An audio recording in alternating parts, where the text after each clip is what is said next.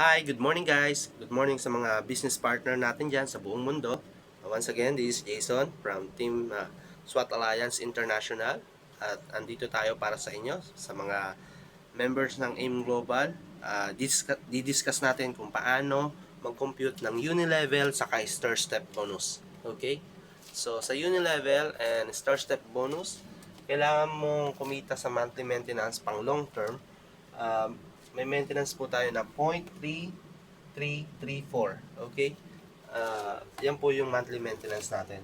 So, pag nag-order ka ng, repeat order ka ng dalawang C24/7, that is 0.4 agad. So, sobra na yun sa 334. So, may monthly maintenance ka na agad.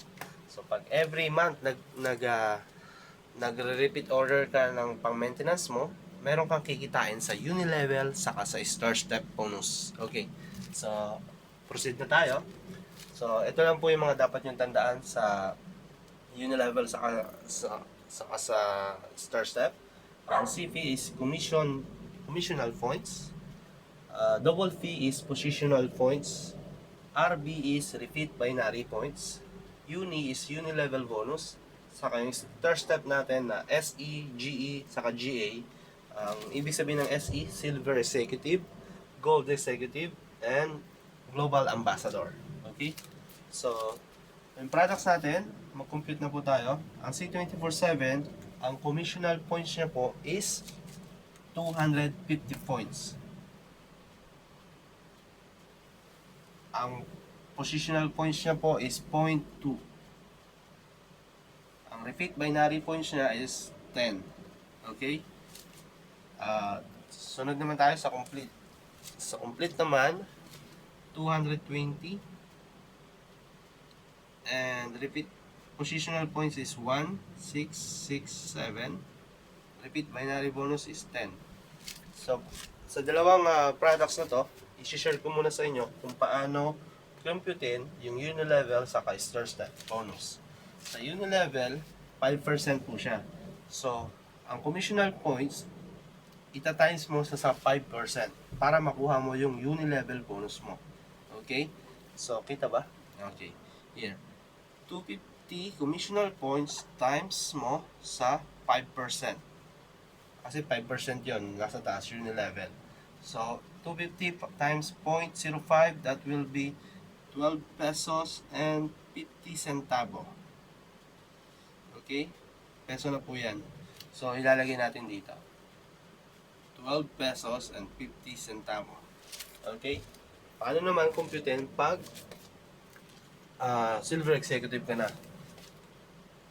Ito ulit. 250 times mo sa 10%. Okay? 10%. So, magiging 25. That will be 25 pesos.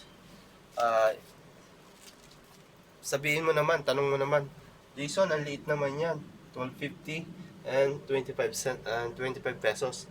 Maliit po yan pag iisa lang. Pero pag marami na, buong grupo mo na yung nagre-reorder sa Unilevel sa Star Step, malaki po ang kitaan. Example ko po, sulat natin dito. Tapusin muna natin to. So, 25, pag 20% naman, times mo ulit sa 250, that will be 50 pesos. Ulitin ko, 50 pesos. Pagka GA ka naman, 30% times 250, that will be 75. Okay? So, dito naman tayo sa complete.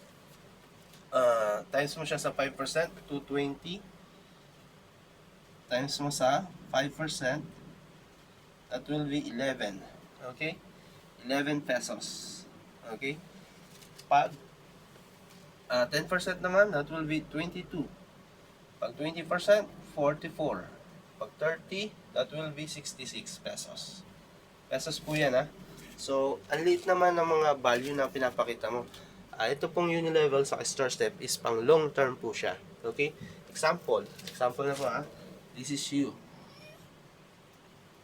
Sa first level mo, mag-i-invite ka si A at si B.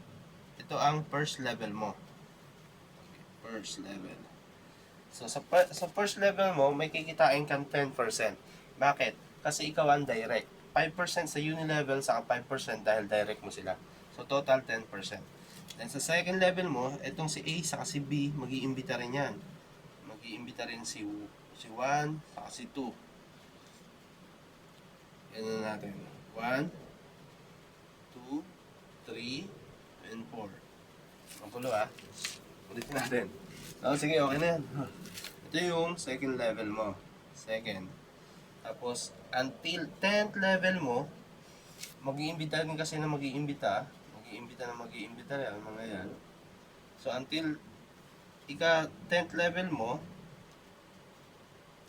meron kang at least 1,000 member sa left side at 1,000 members sa right side.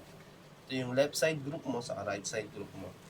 So, bawat isa lang dyan, bumibili ng isang C24/7, meron kang kikitain na overriding commission sa unilevel na 5% na 1250, i-times mo siya sa 2,000. Sa 2,000 downlines mo,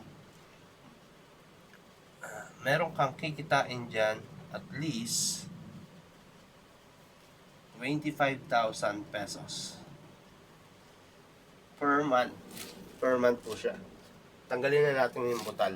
Okay? So, 25,000 pesos. Ang sa first level mo hanggang 10th level mo, ang total downlines mo dyan or success line is 2,048. First level hanggang 10th level. Ang good news, meron pang star step bonus sa 10%, 20%, star 30%. Ang good news niyan, until infinity naman siya.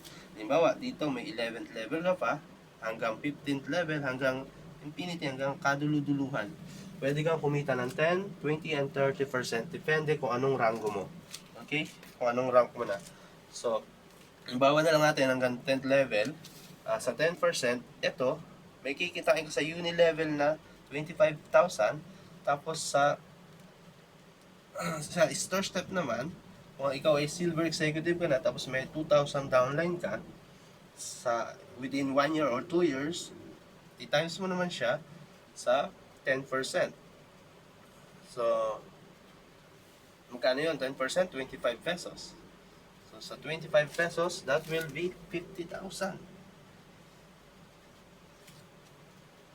Ito, magkaiba po ang kitaan. Unilevel, saka sa star step. Okay po? Pagka G ka naman, so doble mo lang yung 50,000, magiging 100,000. Okay? May 100,000 ka na pag gold executive ka, tapos may 25,000 ka pa sa unilevel, star step. E paano pag GA ka naman? That will be 20 times ang naman sa 30%, 75 pesos. That will be 150,000 pesos plus 25,000 sa unilevel. So dito, ang laki ng kitaan. Sa una, maliit kasi makikita mo yung value, yung unilevel niya is barya-barya. Pero pag pinagsama-sama mo yan, napakarami. Yan po yung tinatawag na leverage income. Multiply yourself and to others, your time and effort. Okay? Ganun kaganda yung kitaan dito sa repeat binary. Sa unilevel at saka sa star step. Okay? Sana yung iba matutunan nyo computein, kayo na po mag-compute. I-share ko na lang sa inyo yung total ito, actually meron akong kopya. Yan. So ayan guys, sana may natutunan kayo sa paano mag-compute ng unilevel sa star step bonus. Maraming salamat sa panonood and happy business day sa inyong lahat. God bless each and every one of you. More power and aim word. See you again.